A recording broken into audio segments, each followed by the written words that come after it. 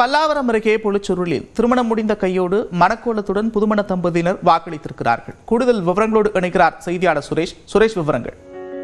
அதாவது நந்தா, தமிழ்நாடு முழுவதும் வாக்கு எண்ணிக்கை காலை 7 மணியிலிருந்து தீவிரமாக நடைபெற்று வந்தது.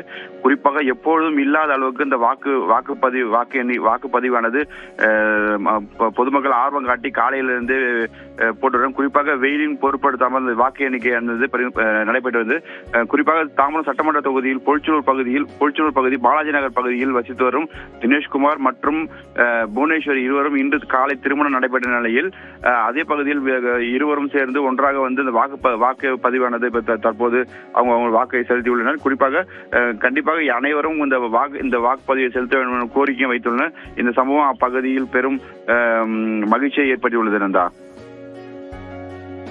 நன்றி சுரேஷ் விவரங்களுக்கு.